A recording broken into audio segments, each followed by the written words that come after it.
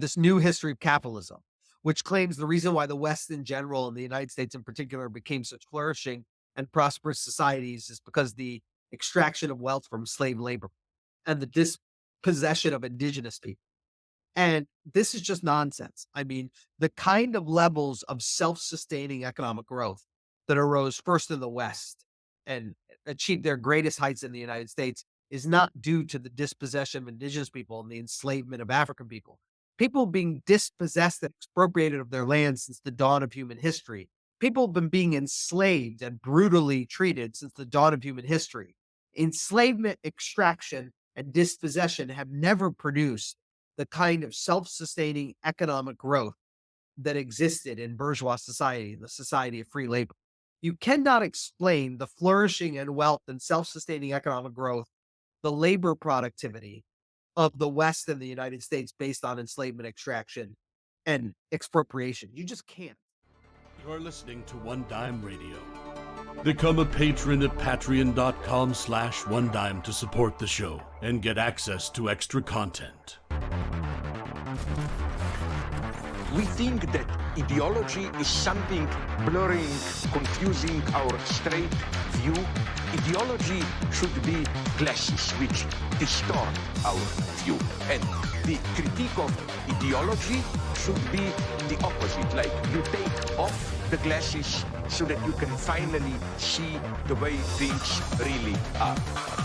When you talk about a revolution, most people think violence without realizing that the real content of any kind of revolutionary thrust lies in the principles and the goals that you're striving for, not in the way you reach them.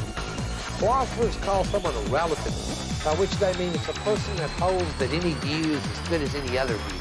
My simple response to that is this: no one holds that view. No one believes that every view is as good as every other view. What you're about to listen to is the second half of the conversation I had with historian James Vaughn on the history of the American Revolution and the left's relationship to it. In this part, we'll be continuing this discussion on the relationship between liberalism and Marxism, the left's relationship to the American Revolution, particularly the questions surrounding settler colonialism, and the relationship of Marxism and liberalism more broadly. James and I have a little debate in the back room as to what extent Marx and Lenin were really liberals, and whether what James is presenting is a liberal Marxism or if Marxism was already liberal Marxism. Become a patron to find out.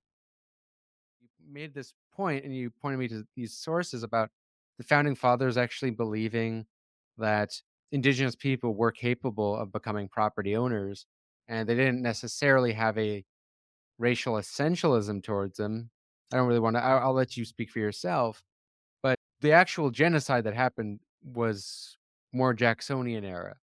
And Yes, that's you right. made I didn't think of it that way. I thought of it before kind of just as part of the same trajectory because I saw it as Jackson was more or less after he gave rights to non-property whites.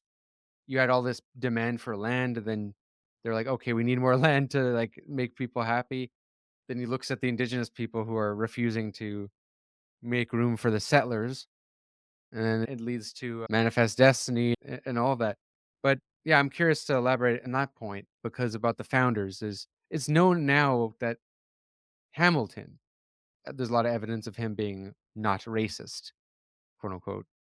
What about the other founders, and how do you treat this claim that America was founded on genocide? Just because this is ubiquitous at this point, it's almost like a it's just an assumption among people on the left. I mean, I don't agree with it. I'll say this. In the development and evolution of colonial British North America, from the early 17th century till the era of the American Revolution, there's no question that there is incredible mistreatment and expropriation of indigenous people, meaning dispossession of indigenous people of their lands. But there's also many cases of perfectly peaceable interactions, perfectly peaceable diplomatic and commercial exchanges by which land is traded hands, et cetera, et cetera. Okay. Now, the United States is founded in the 1770s and 1780s. And it was the dominant view of the founders. I'm talking about people like Benjamin Franklin, Thomas Jefferson, Alexander Hamilton, George Washington, all of these kind of classic founders figures that you could call them, I say, if I could use an old term, ethnocentric, but you could not call them racist in any kind of essential sense, meaning they believed that all people could be full participants in what they called commercial society, or what Marxists call bourgeois society, that all people could be free laborers, property owners, freely cooperating and transacting with one another. They believed that. And in fact, this is how they thought the problem of westward expansion was going to be solved, meaning people like George Washington and Thomas Jefferson thought that the kind of really terrible relationships that had often occurred between colonial settlers and indigenous groups could be overcome with the formation of the United States, because they believed that the attraction of the new kind of civilization they were building, which I'll simply just call a bourgeois civilization, would be such that they would be able to pull the indigenous people into it and integrate them within it. Could I read you something, Tony? Would that be possible? It's Yeah. fortuitous what happened earlier that I just happened to be at my office because I have a document here that would be useful. This is Thomas Jefferson's confidential message to Congress concerning relations with Indians and proposing an expedition to explore across the continent to the Western Ocean, delivered on January 18th, 1803. So in other words, you know Lewis and Clark, the explorers, right? Thomas Jefferson is president from 1801 to 1809. He makes the Louisiana Purchase, which more than doubles the population of the United States. He's responsible for overseeing its early exploration and development. Of course, he famously sends Lewis and Clark across this new land of Louisiana Purchase.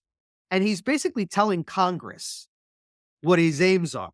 And he writes, he says, the Indian tribes residing within the limits of the United States have for a considerable time been growing more and more uneasy at the constant diminution of the territory they occupy, although affected by their own voluntary sales.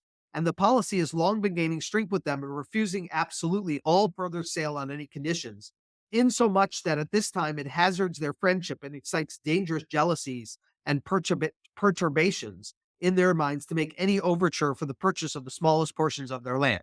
So he's pointing out a lot of the land has been peaceably acquired. And now, though, there's a lot of refusal to sell the land because, listen, a lot of land is peaceably acquired. There's a lot of expropriation, but a lot of land is also peaceably acquired. It's just indigenous people have a completely different concept of land use than the colonial settlers, right? The colonial settlers have this concept of absolute property ownership, that it's been completely alienated. It's theirs, right? And it's to be developed, etc. And they're kind of restlessly, ceaselessly expanding across the continent. And so he's pointing out how indigenous groups are beginning to feel hemmed in and don't want to give land away. He writes, in order peaceably to counteract this policy of theirs that is refusing to continue to sell land. He's not saying let's go and expropriate their land. He says, because by the way, I should add, Tony, obviously he's aware of the fact that Napoleon has sold the Louisiana Purchase to him, and that in terms of European geopolitics, that area is now the United States, meaning the whole great power system understands the territory of Louisiana Purchase no longer to belong to France, but to belong to the United States. But he knows there are indigenous people there who have no conception that they've come under the sovereignty of the United States. Does that make sense? Like he's fully aware of that. And he writes, in order peaceably to counteract this policy of theirs and to provide an extension of territory which the rapid increase of our numbers will call for, two measures are deemed expedient. First, to encourage them to abandon hunting, to apply to the raising stock, to agriculture and domestic manufacture, and thereby prove to themselves that less land and labor will maintain them in this better than in their former mode of living. That is, if they transfer from being hunter-gatherers and primitive agriculturists to more firmly settled commercial farmers and involved in manufacturing as well, they'll see that with less land and labor, they can produce more, right? Than needing all of this land and all of this intensity of work. Okay. He goes on, the extensive forests necessary in the hunting life will then become useless, and they will see advantage in exchanging them for the means of improving their farms and of increasing their domestic comforts. Secondly, to multiply trading houses among them, and place within their reach those things which will contribute more to their domestic comfort than the possession of extensive but uncultivated wilds. Experience and reflection will develop to them the wisdom of exchanging what they can spare and what we want for what we can spare and they want. That's the logic of commercial society or bourgeois society. I'll say it again. Experience and reflection will develop to them the wisdom of exchanging what they can spare and what we want for what we can spare and they want. In leading them thus to agriculture, to factures, he means manufactures, and civilization, in bringing together their and our sentiments, and in preparing them ultimately to participate in the benefits of our government, I trust and believe we are acting for their greatest good. Now, you can call that US supremacists. You can call that, oh, these people don't know that don't know that they've exchanged hands from being a French territory, US territory, all of that. But he is trying to suggest that in the unfolding logic of bourgeois society, commercial society across the continent, right, that the indigenous people can be peaceably brought in as free laborers in the free social and economic cooperation of the society of free labor in the United States. And it will be to the benefit of the citizenship of the United States and to the benefit of the indigenous people, right? That is absolutely, I think, the dominant view of the people we call the founders. That yes, there have been periods of peaceable, but periods of horrible relationships with indigenous people, and that these are counterproductive. That effectively, remember, right? Founders, I'm not talking about all of settler colonialism, right? I'm talking about a period in time to do with the American Revolution, the founding of the United States, right? And their point is what they want to do is have a controlled settler colonialism. Of course, they want to expand west. They want to continue to have colonial settlement, but they don't want some kind of reckless expansion where the rights and liberties of the indigenous people are just completely run over with. They're hoping, you can call it naive, but it has to be recognized that they thought this both in their public statements and their private statements, that the pole of bourgeois civilization, of commercial society, of the society of free labor would, as such, that indigenous people would join the free social and economic cooperation of the United States and ultimately accept the government of the United States as theirs. And that, of course, is made a travesty of in the age of Jackson. But I think a couple of things need to be kept in mind, right? Between the founding and the age of Jackson, you have in world history the unfolding of the Industrial Revolution. Obviously, not across the whole world, but in Western Europe, right? You're getting in the very late 18th and really first part of the 19th century the takeoff of the Industrial Revolution. That is, the capitalist mode of production is entering into its full contradiction and crisis. And two things effectively are happening, okay? Which is one, in manufacturing centers in the US, two things are happening. Sorry, Tony, let me make clear. One, slavery, which you could have, I think, in my own view, people could genuinely believe, as the founders did, that it would wither and die in a few generations, right? And remember, the founders were used to tobacco, rice, indigo plantations. They knew it was a huge, important part of colonial society, but they thought free labor was expanding much more rapidly. And they thought slave labor, if it was hemmed into the places where it existed, would basically wither and die in a few generations. Now, the Industrial Revolution happens, and there's Where can people look into that as to evidence of the founders? Because I have seen things of Jefferson predicting the end of slavery, but to what extent? Because Washington was one of the biggest owners, and he was one of the wealthiest people in I think the wealthiest Washington founder. emancipates all. He's well, before he dies, Yeah, right? yeah. Okay, yeah. Can I just finish this one Sure. point? Okay. So their view is, right, that there has been, let me just take the perspective of the founders. The founders' view is there has been absolutely barbaric treatment of indigenous people by colonial settlers. That has happened. And that slavery is a barbaric institution. They're hoping, though, these are vestiges of the imperial past, the British imperial past, the old world. And now with the creation of the United States, you have an emphatic new world within the new world, not just the new world of the Americas, but the whole new world of the political system of the United States.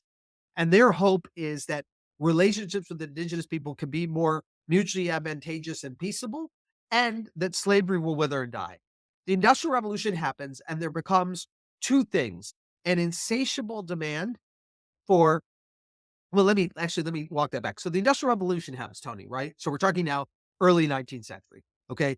There's an insatiable demand in cotton mills, in textile factories for raw cotton. And this is the precondition for the expansion of the cotton kingdom in the South, for cotton plantation slavery, which is a new, industrialized, even more brutal form of slavery than pre existed. And there's a demand by the slave owners in the South, the old established Southeast, Georgia, Virginia, the Carolinas, etc., to move west and to expand further west, right? And the Cotton Kingdom and all of that, and to have slavery go further west. Likewise, in the manufacturing sectors of the Northeast, with the early onset of industrialization, there is many people who do not want to be wage laborers in factories, right? They don't want to be wage slaves in factories because that's viewed as being dependent. I mean, you're not really an independent small property owner. Rather, you're propertyless and you become dependent. You have to work for a capitalist, right? Do you follow my drift?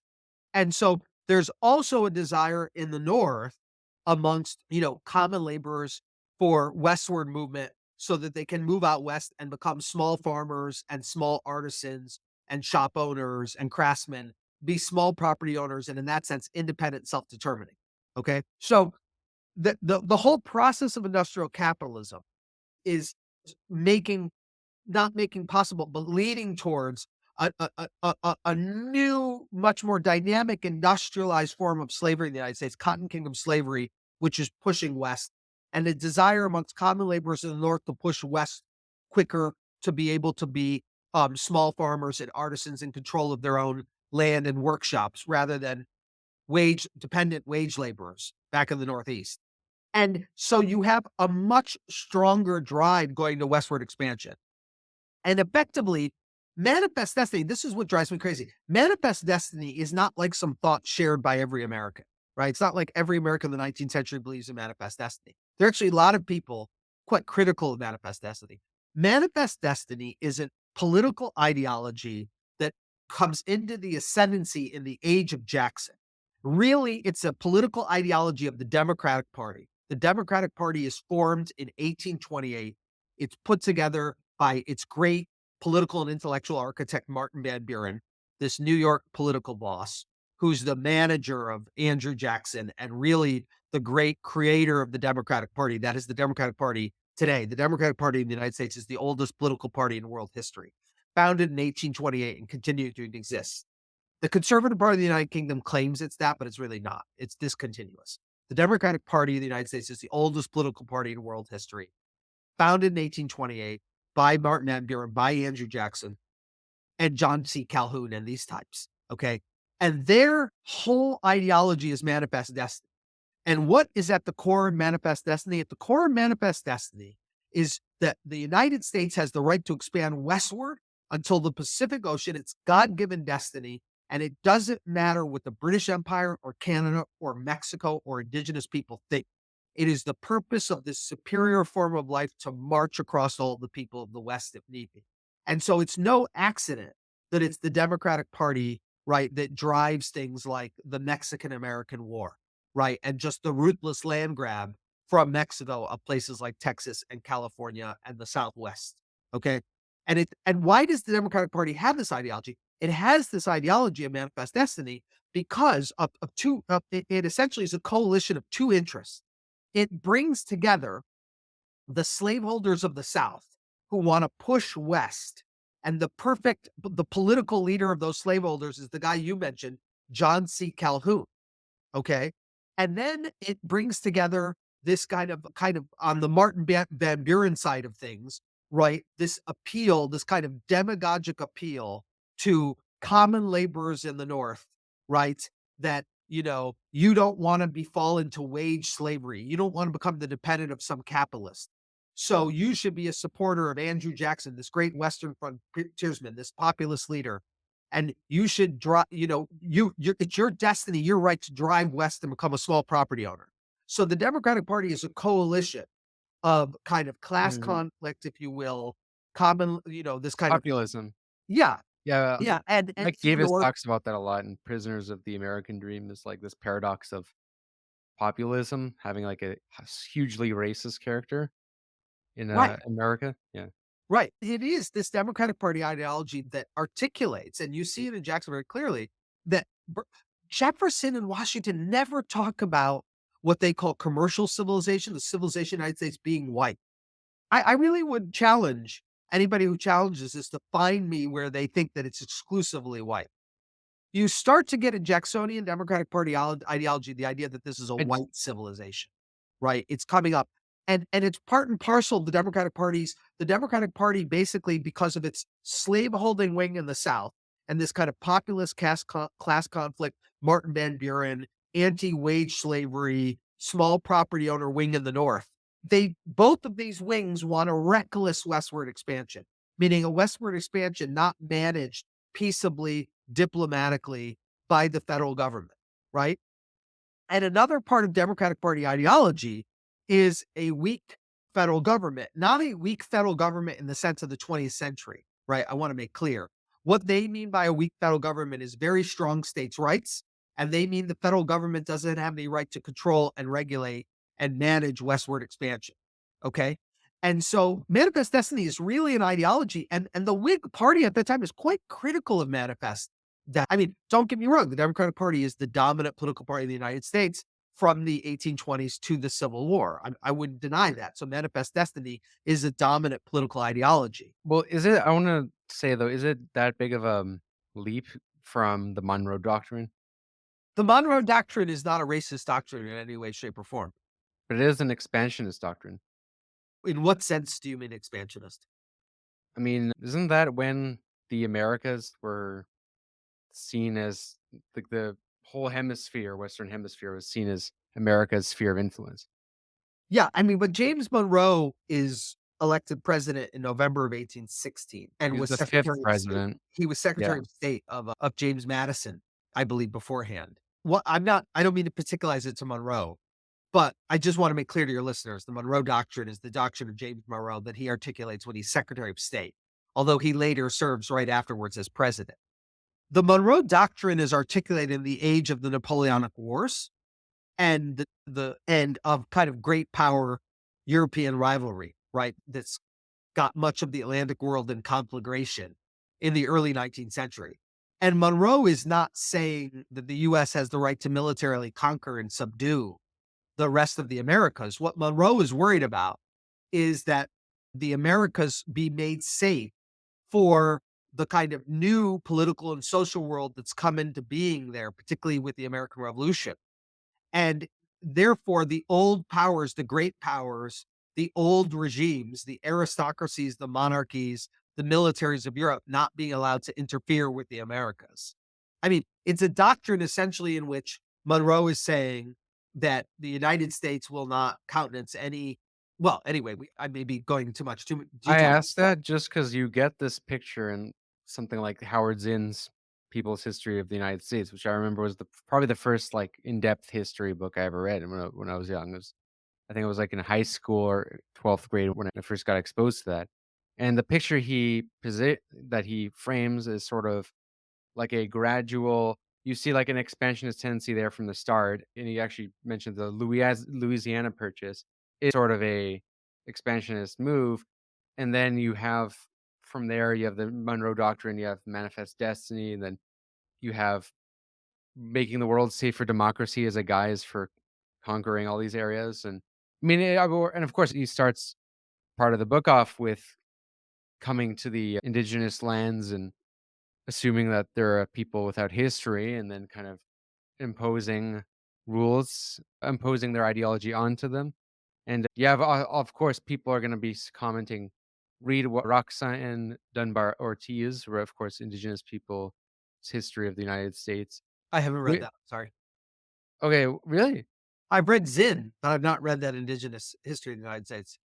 Yeah, that one is like shows up in a lot of like leftist reading recommendation essentials. And yeah, it does pretty much frame the US as like a founding racist colonial project. But yeah, maybe Because you said that Monroe Doctrine wasn't a racial No, I doctrine at all. think it's racist. Okay, so the racial element is a result of It comes in the suffrage. age of Jackson, and it's a Democratic Party ideology. So is that part of suffrage and trying to appeal to this new electorate? Oh, yeah. I mean, the age of Jackson is also the age of the arrival of adult white male mass democracy, meaning a lot of people don't realize this, okay? But the US Constitution in no way relates rights to skin color. There's nothing about being white in the US Constitution or being black, right? Were there black property owners Yes. around this time? And I asked this for the listeners just because I think that might yeah, be. most of the left now is a great follower. Most of the left in this country is now a great follower of the Chief Justice of the Supreme Court of the United States, Roger Taney. But make no mistake, the left view of the United States doesn't come from Karl Marx. It comes from the Chief Justice of the United States, Roger Taney, the writer of the majority opinion in the Dred Scott decision of 1857. What did Roger Taney say? Basically, the U.S. has always been a racist project. The U.S. has always been a white man's country. Now, he said it because he agreed with that. But the left basically has Roger Taney's view of the history of the United States. But as the dissenter in the Dred Scott decision, Associate Justice Supreme Court Benjamin Curtis pointed out, this is a complete bullshit history of the United States. Meaning at the founding of the country, right, it is absolutely the case that while the vast majority of people of African descent in the United States are enslaved, nevertheless, there is a free population of people of African descent. There are free black men and women, and they enjoy they enjoy civil rights of citizens of the United States, and even some adult black male property owners enjoy the franchise voting rights in several of the states. And it's only in the age of Jackson, it's only in the 1820s, 30s, 40s, etc., that you get the removal across all of the states of property qualifications. So all adult males, that is males over the age of 21, can vote. But simultaneously in many of those states, though not all, like not in some New England states, you have the removal of black suffrage. So there would have been free black males over the age of 21 who in their lifetimes had experienced the loss of a franchise, right? If they had lived from, say, 95 to 1850 or something like that. Okay. So that's really important to understand. I'm not claiming, of course, it would be absurd that the vast majority of people of African descent are not enslaved. They are. Okay. But the point is that all at the birth of the United States, citizenship and being free are the same thing. Okay.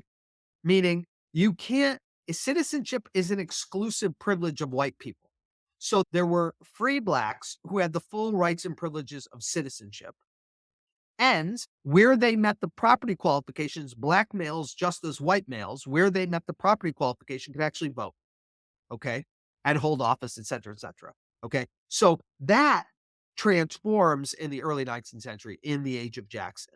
And it very much becomes a kind of Herrenvolk democracy. That is to say, a popular white man's democracy.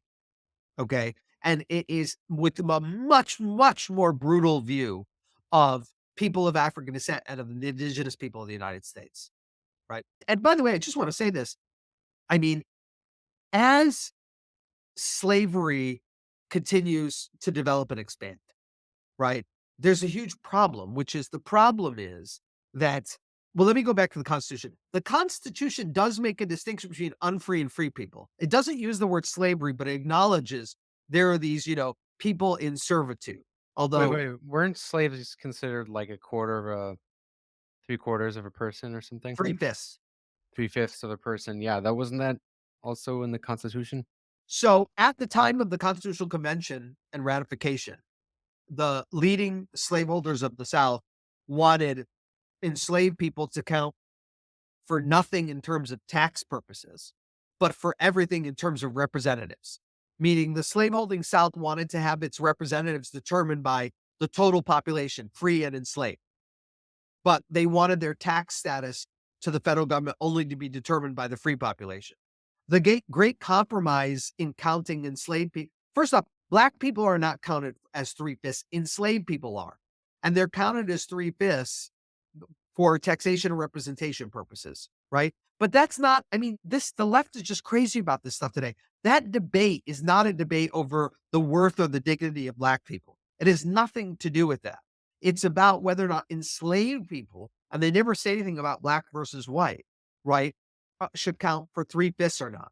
The three-fifths clause is not white people count as 100%, and Black people count as three-fifths of 100% or three-fifths of a human being. That's not it at all. It's about how being a free person and being a citizen are co-equal, and therefore the representation, the taxation of the states should be determined by their total free population. In the slave states, you've got a massive amount of enslaved people. So how do you deal with that for purposes of representation and taxation? And that's the three-fifths compromise, right? That's the nature of the three-fifths compromise. But what I wanted to say is the Constitution does not mention slavery, and it does not talk about white and Black at all. And citizenship, neither in the Constitution nor in the actual United States at the time of the founding, had anything to do with whiteness. That definitely develops in the 19th century. But even in the age of Jackson, in which this kind of racialist ideology was flourishing, even then, although free Black adult males were increasingly denied voting rights, they often still had civil rights, that the rights to free speech, freedom of worship, freedom of assembly, all of that.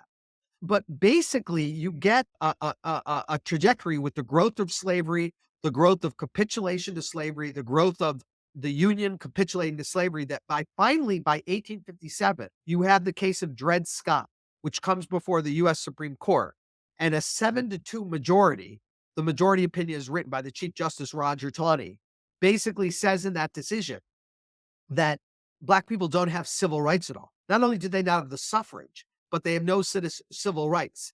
They've never been citizens. And Roger Taney tells us history of the United States that it was always meant to be white person's country, always meant to be white citizenship, white democracy. He lays out this whole history where he basically says, oh, the Declaration of Independence clearly didn't mean all people. They just meant white people, right, et cetera. And he lays out this whole thing.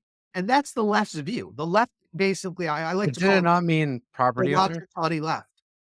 Or Robert Taney, I'm forgetting But his name. all people, did they not mean property owners, even if it's regardless of race? No, because yes, at the time of the founding of the United States, there's no question there were property qualifications on the votes in most states. Pennsylvania, in quick order, gets rid of property qualifications, by the way. But that all being said, it's nevertheless the case, Tony, that citizenship is not voting, and citizenship extends to non-property owners. I mean, let me put this, can I put this another way? Give me 1 second. Let me put this another way, which is to say, I was looking for something too that I could perhaps, but maybe I don't have it on me. I'm sorry. Well, if I could say something, so Wait, can I pause you for sure, once? yeah, Remember that whole earlier discussion of civil society? yes, Civil rights are bound mhm, up with civil society, right? mhm, Your civil rights, your right to freedom of assembly, freedom of association, freedom to worship, freedom to petition, right? Freedom of enterprise, free speech, all of that are your fundamental civil rights, your rights to free, self-determining social and economic cooperation with other people. Those are your civil rights. In the United States, right? Just because when the United States is founded, it is of course the case that political rights, meaning the right to vote, is usually bound up with meeting a property qualification. But civil rights has nothing to do with property holding. You have civil rights. If you're a propertyless person, you have civil rights, irrespective of the fact that you don't have property. And in fact, most of the founders think that people will eventually make themselves into voting citizens because their belief is that everybody should have civil rights, that everybody should have the rights of free social and economic cooperation in civil society, the rights to be self-determining individuals freely cooperating with others, and that they will become prosperous and entrepreneurial, and that they will earn wealth and property, and eventually they will meet the property qualification, and they will also participate in voting and democratic deliberation. So while it's absolutely the case that we can say at the founding, there's a distinction between that there's a property qualification to voting. What must be realized is that civil rights and the political rights of voting are not the same thing, and that civil rights are much more fundamental. And that many more people participate in and have civil rights than have the right to vote at the time of the founding. Well, they thought that the reason they justified people having property to vote is similar to arguments that ancient Greeks also made for that argument, which was you had to have a share in a stake in society, so to speak, to be able to make decisions and vote on it. Wasn't that their rationalization for having property qualifications? I'm sorry, could you repeat that question? Well, wasn't the rationalization for property qualifications that people had to have a stake in society to vote on big decisions? Yes, but if you keep in mind that essentially Adam Smithian worldview, right? This is a world in which property will be diffused amongst the population. This is a world in which Yeah, people and who Jefferson believes that too. It's Jeffersonian democracy, the utopia of everyone owning property, which doesn't happen at all, but because capitalism doesn't really work that way. But like that, I will concede that that is an American view. In fact, it seemed that it's also paradoxically what drove a lot of the racist populism because the idea that, oh, everyone can own property, when they ran into barriers with that, they started pitting the blacks and whites against each other and because they had Jackson and Democrats had a promise that this dream of being a small entrepreneur, small property owner, but this didn't coincide with like the reality because they weren't going to redistribute property from the wealthiest property owners, so they end up pitting against the blacks. What I kind of mean here is when you mention that they were black property owners, a lot of people will dismiss that on the basis that, oh, it's probably so insignificant, and it was an accident maybe that they owned property because they were free men. But to what extent did the founders believe themselves that blacks were capable of becoming property owners and integrating into this society as free laborers or as free do you laborers? mean specifically the political founders, or do you mean more broadly just all the people at the time of the So when I founding? say founders, I mean the founding fathers and the framers. So Yeah, I mean, they believe that. I mean, let me say this, which is to say, I think it's important to understand that biological racism is really a product of the 19th century. And while there are people who clearly have views that we will regard today as racially inegalitarian, that is not the same as racist. Meaning, when I'm talking about racism, I'm talking about real racism. 19th century biological racism, which came into being in the 1800s as a ideology that said there was not a common human family. Rather, there was subspeciation within Homo sapiens and separate races that gave them separate natures and wholly separate potentials and possibilities, social right? Darwinism, right? Well, this was just beyond social Darwinism. I mean, long before Darwin, this view, the guy you Yeah, I mentioned, mean, John social Calhoun, Darwinism isn't Darwin, just for the right, like right. the So like John we know Calhoun this, has but this view, and like I mean, like Herbert Spencer and stuff like that. but you referred earlier, quite rightly, to John C. Calhoun as being really important in the early life of the United States. Mhm. He had been vice president of the United States under both John Quincy Adams and Andrew Jackson. And he was a secretary of state at some point, and he was a senator from South Carolina. And he absolutely had biologically racist views. That is to say, he really thought there were subspecies and the races were different. Okay. He really thought that. Okay. That is not the same as what we could call the prejudices or the biases of a lot of bourgeois radicals and Enlightenment thinkers of the 18th century who thought, oh, there's a common human family, but some people are at a different stage of development, right? Meaning a kind of stages view of some people are at a different stage of development. But that essential Enlightenment and bourgeois radical view viewed that all human beings had the same potentials and possibilities. It's just the way history played out that for various reasons, their similar potentials and possibilities were realized differently, right? Adam Smith thought that everybody could participate in the society of free labor. He had thought for very specific historical reasons only in the western half of the European continent. several centuries after the fall of the Roman Empire, had there begun to emerge the kind of society of free labor. But he thought others were possible, could participate in. In fact, I mean, Tony, if you read Adam Smith's Wealth of Nations, you read Abbe Raynal's Political and Philosophical History of European Expansion in the East and West Indies, um, the whole thing is critiques imperialism and Right. conquest and enslavement, all of that, precisely because they make they're working on the assumption that all people can be self-determining members of the Society of Free Labor, right? Mhm. Like Adam Smith and the Abbé Raynal and the kind of wider milieu of bourgeois radicals, Enlightenment radicals they represented were critics of slavery, of conquest, of imperial extraction, all of that, right? Yeah. They were critics of what the conquistadors did in Aztec Mexico. They were critics of the massive enslavement of people in British colonial North America. They were critics of what French absolutism was doing to expand around the world, precisely because they thought all people could participate in the society of free labor. And that the more people around the world, indigenous in the Americas, Asian, African, European, participate in the society of free labor, the more people would be better off, right? They really believed this. Whether or not they were right, they genuinely believed this. Mhm. And so they simply did not have biologically racist views in any way, shape, or form. Now, you asked about the founders. I can be certain to you, I've read their writings widely and deeply. The founders did not have biologically racist views whatsoever, right? I mean, I insist biological racism is really an ideological phenomenon in the 19th century. But that all being said, the founders, you can find things that we would regard as prejudice or biased views, right?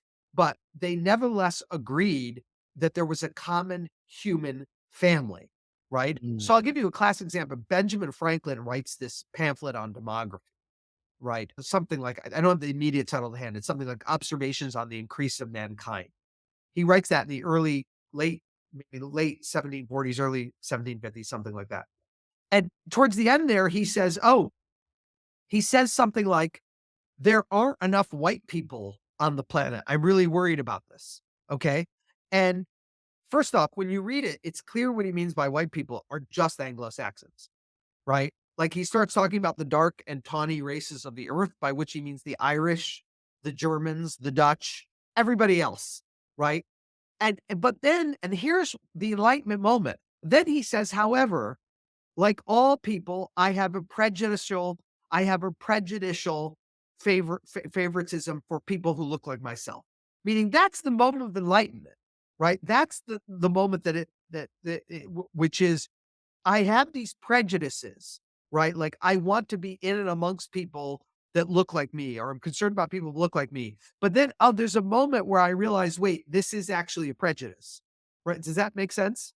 So I'm just claiming that you can't go through founding father figures. And if you want to, like, Tony, if you told me, I'll give you $1 million if in an hour you can produce me 100 things that would prove the founders are racist, I would be able to do that. I would happily do that for you. I don't think it would really, I think it would be complete BS, but I think I could create a dossier of quotes that would add up about Mhm. red savages and all of this stuff, right? That would be like, huh, the founders are racist. James Vaughn is lying to you. Yeah. Well, But I can I think where you distinguish between biological racism proper and prejudice is a useful distinction because biases against different cultures is widespread and a different thing, far more common thing, far more older thing too than concepts of biological racism or even racism itself is kind of a new phenomenon, as we know, right? Historically, it's not something integral to human species, whereas prejudice is a more deeply embedded thing in groups and out groups. let me just add what I'm trying to get at is you can absolutely see statements about preferences for you can absolutely see statements that you can regard as prejudices or biases, right? But that being said, what is absolutely certain is the founders believed the human family was one. They were not 19th century biological racists. They did not think humanity was subspeciated. They did not Mm, think there were distinct races in the sense of wholly separate species with different potentials and possibilities. That's absolutely true. Can you go and find quotes, particularly in specific instances, dragged out of context where they talk about red savages or something like that? Absolutely. You could do that. But you could find amongst those same people incredible statements about, right, the richness of indigenous society in the Americas, the need to find ways to have peaceable relations, integrate with indigenous America, etc. In the 19th century, you get people who are saying red savages are a race apart. It's not only like that they're at an inferior stage of civilization. Jefferson clearly thought indigenous Americans were an inferior state of civilization, but he also clearly thought they were capable of achieving the level of civilization in the United States. Right. Okay. In Democratic Party ideology in Jacksonian America, that is the ideology of manifest destiny. People don't think that anymore, that indigenous people are capable of reaching the civilizational level of the United States because they're not just, right, different skin colors or variations within a common human family. They're actually separate groups of humanity. These people no longer believe humanity is one. Right. So in other words, they did view in like better and superior cultures or civilizations, but that's nothing new to them whatsoever, or that's prevalent even in arguably Soviet Union thinking as well, and Marxist thinking as well to some extent, because they have a stages view of civilization. But biological racism, meaning subhuman, that wasn't the case for the founders. But in the 19th century, when you start to have biological racism, you get a rewriting of history almost, it seems, from what you're saying, and how the Democrats and you later you get, well, when did the Ku Klux Klan first become a prominent thing?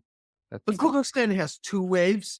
The first wave is Reconstruction and its defeat after the Civil War, where it's a white supremacist paramilitary organization. right. But then there's a second Ku Klux Klan, which comes into existence really in the interwar era after World War I in the 1920s and 30s. And it's much less a Southern organization and more a national organization.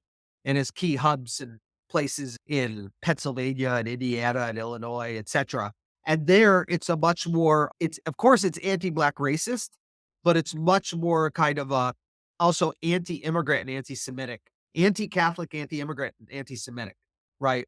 So the kind of 1870s, 80s, 90s Ku Klux Klan had been more specific to the South, anti-black racist, and had a very specific political project, undoing Reconstruction and establishing white supremacy. The Ku Klux Klan, the second wave of the 1920s, is a much more national organization, and it's much more about anti-Catholic, anti-Semitic, anti-immigrant, right? It's a kind of a nativist organization. Of course, it's still anti-black racist as well, but it has much more to do with the kind of immigration transformation of the country, etc. Sounds more Nazi. Yeah, yeah, Mm. yeah. So, speaking of changes in ways events are perceived, now I want to ask, is the 1719 project, 16. 1619 project, sorry, No, it's not. 1619 project does seem to be a more liberal, progressive variant of what is otherwise a tendency on the left as a whole, which is a tendency to frame America's founding as like racist, and you know what I'm saying. So, like, what is the I like to call it the Roger Taney left. So, right, because, yeah. like, Kamala Harris supports the 1619 project, so it's like, what is the 1619 project and what does it get wrong? Well, it was launched as a issue of the New York Times Magazine in 2019, right? To basically say the true founding of America is not the American Revolution and the founding, the events of 1776 or 1788, what have you, but rather is earlier in 1619. And the reason why they give it that date is it's in coastal Virginia where a Dutch ship arrives in 1619 with an enslaved African. And therefore and you have for the first time, it's a very small amount or some degree of slave labor going on in colonial Virginia. Now, of course, Virginia becomes the slave society of the later 17th and 18th century. There's no question about that. At the time of the American Revolution, I think 40% of its population is enslaved. I can't remember off the top of my head, but maybe 50%. But that being said, it's nevertheless the case that's why they called it the 1619 Project, right? Because that Dutch ship landing in Virginia had an enslaved African laborer. And so they're dating that as the beginning of slavery in Virginia. Indeed, beginning of slavery in the colonial British North America and therefore United States. And the reason why they want to place such strong emphasis on 1619 in the founding of the country is because they want to see anti-black racism and white supremacy as absolutely foundational to the whole American political experiment. Did that clarify what the 1619 project? Yes, but and what does it get inaccurate? I mean, other than what we haven't said already. Oh, I mean, how much time do you have? Well, I how mean, much time do you have? no, I mean, I'm quite seriously, Tony. I mean, there's an old line. There was a debate on, it was a debate over British history that took place between two very famous Marxist historians, Perry Anderson and E.P. Thompson. Yeah, yeah. And in one of E.P. Thompson's replies to Perry Anderson, he said, the errors of understanding are so large that one is almost compelled to capitulate before them. Right. That's how I feel about the New York Times 1619 project. I mean, it's based on such a profound misunderstanding of everything, political economy, the history of the United States, the nature of the modern world that, I mean, it's just in error from beginning to end. I mean, everything, it actually, one thing I will say in its favor is it brought together these developing intellectual trends in one place because I had experienced these trends independently of one another. That is, as a historian, I was aware of two developing narratives in historiography. One narrative was the so-called counter-revolution of 1776 narrative, based on a book written by this guy, Gerald Horne of the University of Houston, Someone who commented that on a YouTube short I posted called "The Radicalism of the American Revolution," and someone commented that they're like, "Read this." I've heard it. I actually haven't read it, but I know what the crux of it is. If you would like to untangle that. I mean, it's the argument that the American Revolution was a preemptive strike against the British Empire's attempt to abolish slavery. I read Gerald Horne's book long before the 1619 Project. I think it's like a 2012 or 2013 book. And I thought, "Oh, no one will take this seriously. It's just so bad. It's so poorly conceived and so poorly misunderstands the history, both the British Empire and the United States." First off, abolitionism doesn't really get off the ground in Great Britain until after the American Revolution, right? Abolition is really phenomenon of the 1780s and 90s. There's a British court decision by a guy named Lord Mansfield in 1772, the Somerset case, at which he's trying to say is the beginning of abolitionism. It's not. But his basic argument is that American slaveholders could see that the British Empire was becoming a kind of was the sorry, American slaveholders could see that abolitionism was growing in the British Empire, and as a result, they launched the American Revolution, not as a revolution for freedom, but a counter revolution against this abolitionism or a revolution for slavery, right? And isn't there also the argument that which is a narrative that goes back much further, which is that Civil War, the American Civil War, ultimately launched by Lincoln, was not about slavery. It was about tariffs. Yeah, that's actually the greatness of the 1619 project. It brings so I much. was taught that in my history class when I had history electives. The history prof straight up. That's what she told us. No, and that's why that's the greatness of the 1690 project. It brings so much historical stupidity together in one place. One, this counter-revolution of 1776 narrative, which is just nonsense from top to bottom. I mean, I could go into the details of that. Two, this idea that the Civil War wasn't over slavery, fought over slavery, right? That is a very old idea, right? That's the kind of redeemer narrative or whatever. That when basically in the early 20th century, when North and South, right, there was this idea. Sorry, I apologize. But basically, that was the narrative put in place essentially when the Jim Crow South is coming into being, right? That, oh, the Civil War isn't really over slavery, but rather over whatever your version is, states' rights, etc. And then third and finally, what I've told you, this new history of capitalism, which claims the reason why the West in general and the United States in particular became such flourishing and prosperous societies is because the extraction of wealth from slave labor and the dispossession of indigenous people. And this is just nonsense. I mean, the kind of levels of self-sustaining economic growth that arose first in the West and achieved their greatest heights in the United States is not due to the dispossession of indigenous people and the enslavement of African people. People being dispossessed and expropriated of their land since the dawn of human history People have been being enslaved and brutally treated since the dawn of human history. Enslavement, extraction, and dispossession have never produced the kind of self-sustaining economic growth that existed in bourgeois society, the society of free labor. You cannot explain the flourishing and wealth and self-sustaining economic growth, the labor productivity of the West and the United States based on enslavement, extraction, and expropriation. You just can't. To play devil's advocate, though, their point often, I think, is because of the land, the geography of America was just so rich. It was the richest land ever. And because they were able to dispossess indigenous, they were able to have all this growth. I guess that's their part of the In the point. mid 17th century, the wealthiest country in human history was up to that point, up to the middle of the 17th century. The wealthiest country in human history was this place called the Dutch Republic. It was experiencing so-called golden age. We're talking here like 1620s, 30s, 40s, 50s. It is a tiny little piece of land in southwestern Europe, or sorry, northwestern Europe. Much of it under sea level, right? You have to have a whole system of dams and dikes to have like meaningful agriculture, etc.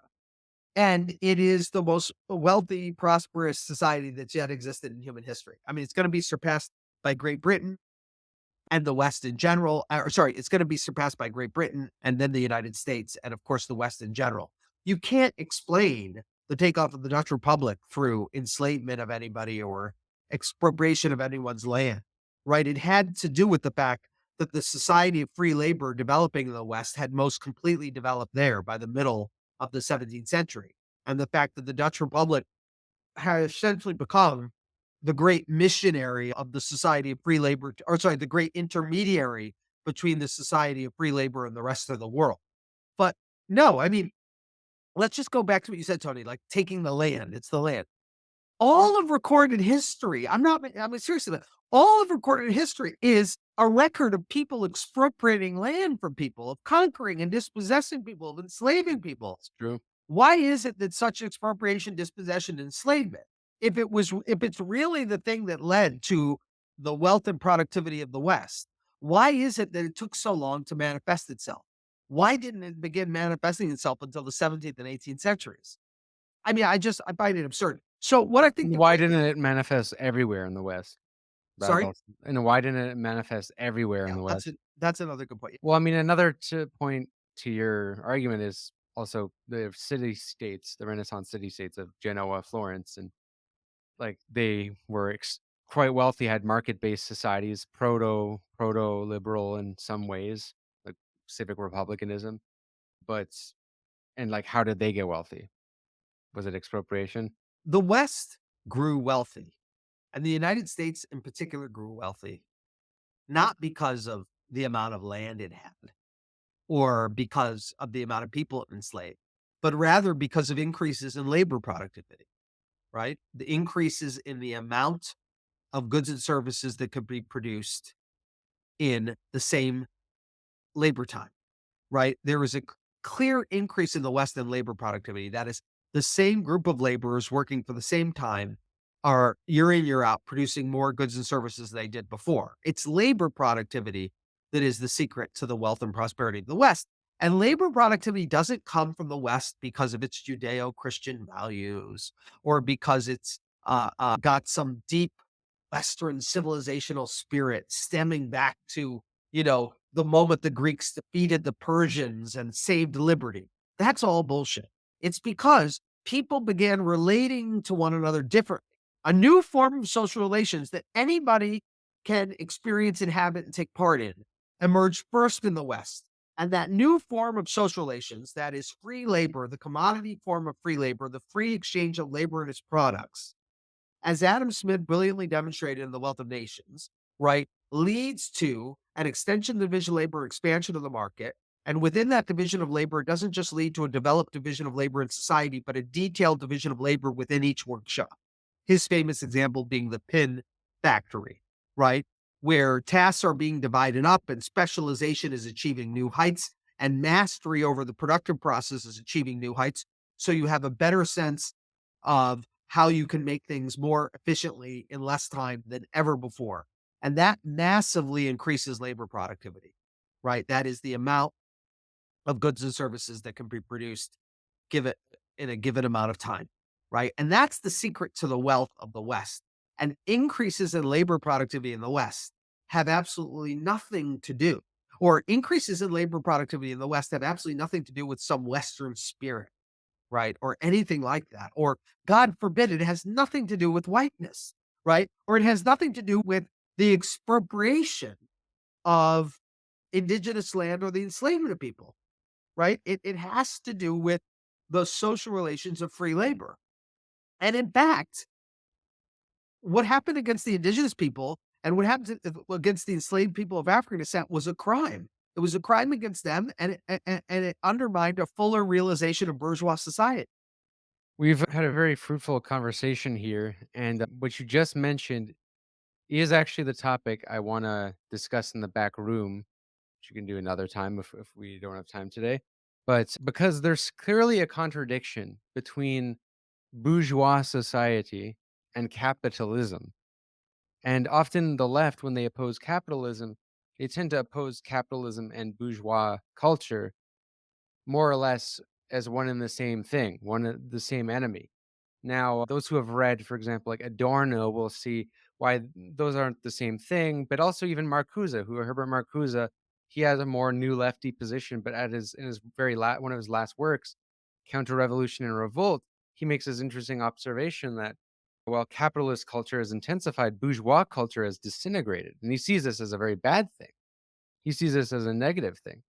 And when I remember when I first read that, I was a bit struck, but reading increasingly studying about democracy has brought into this question as to the extent to which this paradox, right, is bourgeois revolution was most fully fulfilled in America for its time, the American Revolution. And at the same time, but because it was freed of these feudal vestiges, it was the country in which bourgeois social relations could most develop at the highest degree. You got the most advanced capitalism that develops. But because capitalism later develops, you get actually a capitalist and this is gradual due to all sort of factors, but I believe in this Sheldon Wallen makes this argument, it's part of his inverted totalitarianism thesis, that capitalism pretty much destroys civil society, and that's what ends up happening. That's sort of part of what he describes as inverted totalitarianism as Or let's say undermines it, if not destroys it, but undermines it. Yeah. yes, undermines it because totalitarianism is known for putting an end to civil society, right? Where the state controls every those would be like Hannah Arendt or something. Yeah. That's the criticism usually of Stalinism and of fascism and like that. Yeah. But there is like a capital way in which capitalism seems to do this, which goes at odds. Now, what I think is a bit of a difficult thing to grapple with is while on the one hand, America has such a radical emancipatory origin with the American Revolution, because it was the place in which the democratic revolution was most fulfilled at its time, it is given this idea that the democratic revolution has been completed. And as a result, rhetorically, it's very hard to press for democratization or radical changes in the current system because it's already seen as democratic. Whereas European countries had all of this, as you were mentioning, hundreds years of history to deal with. And they had all these traditions, all these compromises. They had feudal classes in which the bourgeoisie had to make compromises between them and the peasants and the proletariat, etc.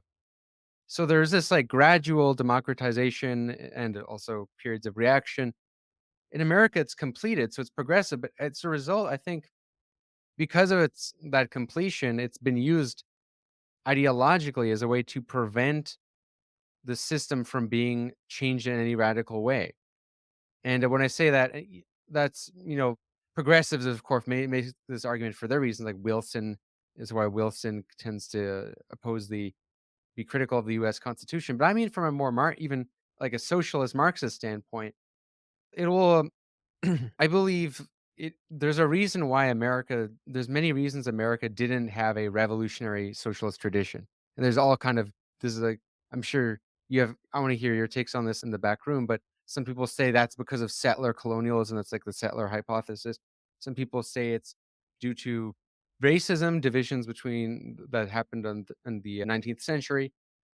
But I think there's also this aspect that the democratic revolution was completed because Why did labor activism existed in America? It wasn't small. They had unions. They had a labor movement. Why did it never take on a communist socialist character in the way it did in Europe, specifically France and Germany? Well, I think a big part of it is the fact that the democratic revolution was seen as complete, so their democratization and socialism weren't seen as part of the same process. So this is kind of why, on the one hand, I think we should reclaim the legacy of see Marxism as a continuation of the bourgeois revolution. At the same time, not risk reifying the completion of American democracy because that I think has a counter revolutionary force, ideologically speaking. And we can discuss that in the back room, if you will. Yeah, all I'll say very quickly now, just in relationship to Mhm. that, I won't go into it now. We'll discuss it as you want to in the back room. But all I'll say now is simply that I'm not apologies. I'm not saying any of this to suggest that there doesn't need to be radical change. I'm saying this because there is a progressive narrative out there of the history of the United States that first emerged with progressivism in the late 19th and early 20th century, reaching its apogee right under kind of Woodrow Wilson and with historians like Charles Beard, and now in a kind of neo progressive base with the New York Times 1619 Project. There's a progressive narrative that is part of a progressive capitalist politics that wants to say that not only was US history a problem, but it has the answers to the problem, right? Which is the progressive capitalist state management of American society. What I'm trying to say is yes, there are problems in the United States, there are problems in the world, right? Progressive capitalist management of society is not going to address them, right?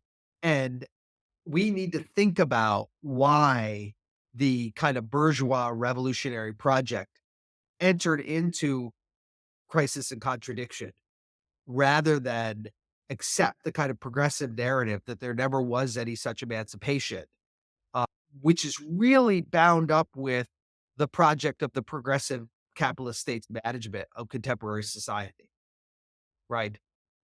You've never been free, so you shouldn't make any demands to be free.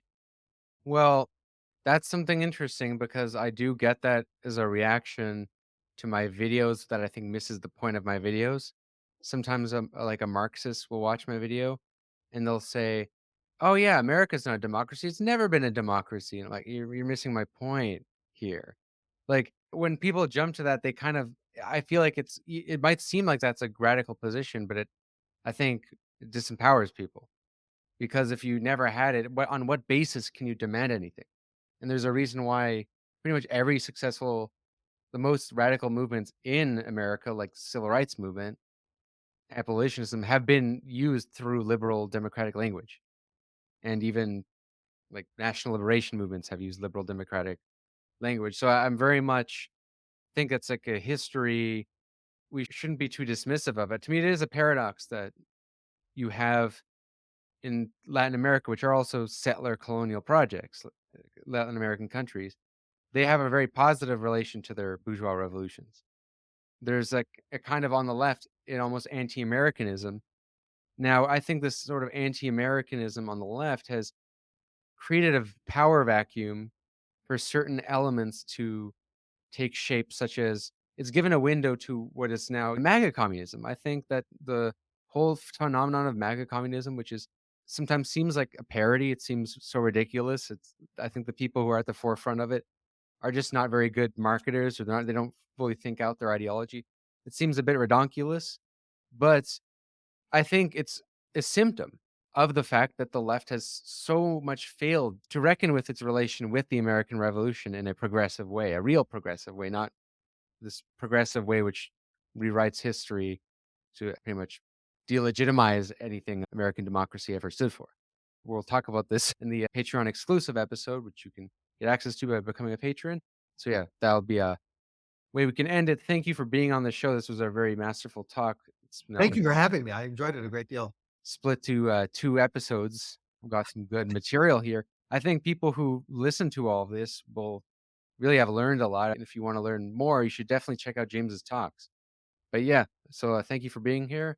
Give a 5-star rating if you enjoyed the show. Thank you, Tony. I appreciate being here and having the talk.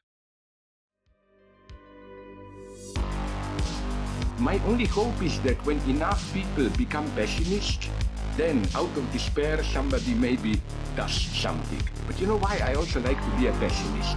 Because it's the only way to have a nice life. If you're an optimist, then always bad things happen and you are always disappointed. When you are a pessimist, then you look around, okay, there are bad, but from time to time something nice happens and you are, as a pessimist, you are a little bit glad all the time, no?